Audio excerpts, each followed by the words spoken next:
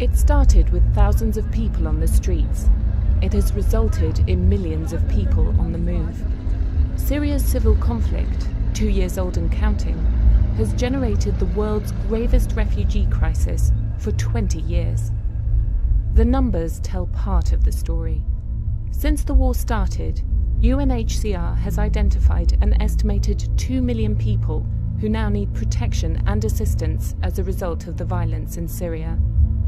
Almost 500,000 are currently in Jordan, 600,000 are in Lebanon, 400,000 are in Turkey, and roughly 250,000 are in Iraq and Egypt.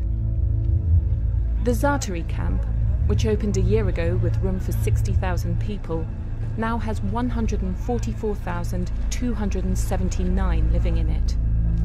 It costs $500,000 a day to run, and every day relies on 350 tankers trucking in water and another 300 removing sewage.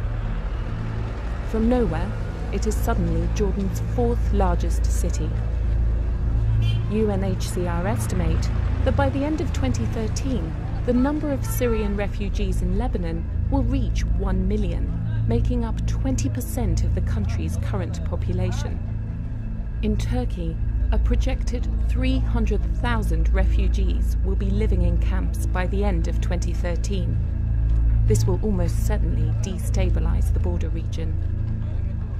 But staggering though these numbers are, they represent only half the story.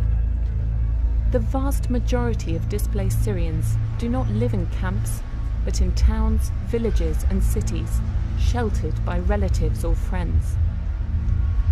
Many fleeing the violence haven't even made it across the border.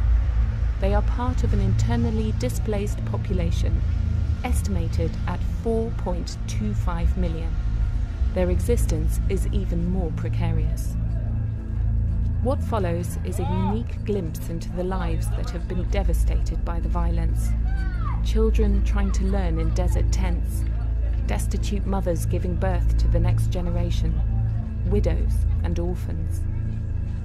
Boredom, fear, anxiety, depression, and death, but also great human resilience and fortitude. This is just the end of the beginning. The expectation is for things to get worse before they get better.